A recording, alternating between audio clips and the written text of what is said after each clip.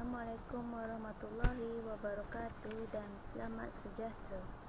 Hari ini saya akan memberi penerangan sedikit mengenai teori dan model-model komunikasi. Seperti mana yang telah kita sedia maklum, komunikasi merupakan sebuah proses pemindahan maklumat daripada satu pihak kepada pihak yang lain. Sebagai contoh, komunikasi antara pensyarah kepada pelajar, pelajar kepada pensyarah. Contohnya, pensyarah mengajar dan memberi penjelasan kepada pelajar dan pelajar memberikan tindak balas. Maka di situlah terbentuknya komunikasi. Contoh lain pula, komunikasi antara ibu bapa kepada anak-anak, pemimpin kepada rakyat, bos kepada pekerja dan sebagainya. Komunikasi berkesan adalah sebuah komunikasi yang bertujuan untuk memanjangkan dan mengekalkan hubungan dalam konteks di mana ia berlaku. Terdapat beberapa teori di dalam komunikasi.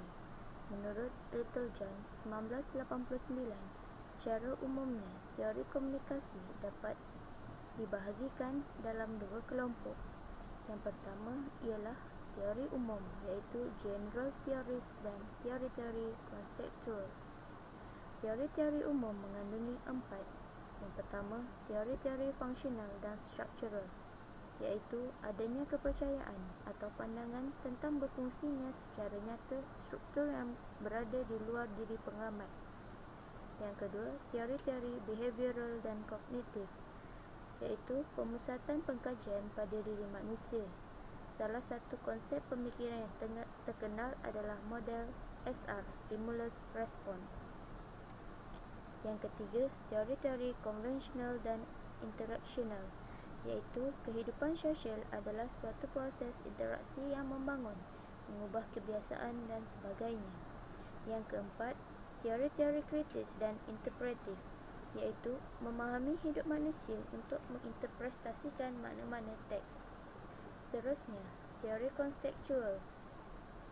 Terdapat 5, iaitu interpersonal communication, proses komunikasi yang terjadi dalam diri seseorang.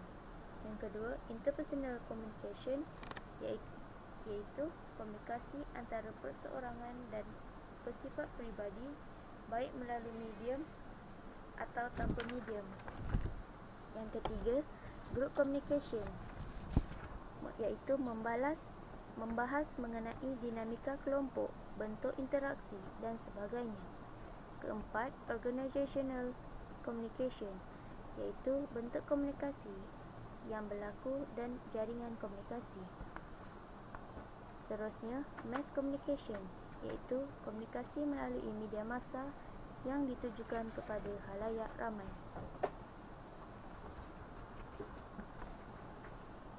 Model-model komunikasi menurut Sereno dan Mortensen, iaitu suatu model komunikasi deskripsi ideal mengenai apa yang diperlukan untuk terjadinya komunikasi. Menurut Aubrey Fisher pula, model adalah analogi yang mengabstraksikan dan memilih bahagian dari keseluruhan unsur, sifat atau komponen yang penting dari fenomena yang dijadikan model. Menurut Weissman dan Barker 1996, model komunikasi ialah untuk menggambarkan proses komunikasi yang menunjukkan hubungan visual, membantu menemukan dan memperbaiki komunikasi. Dietz pula mengatakan model komunikasi ialah fungsi pengorganisasian, fungsi penjelasan, fungsi heuristik dan fungsi prediksi. Terdapat 13 model komunikasi.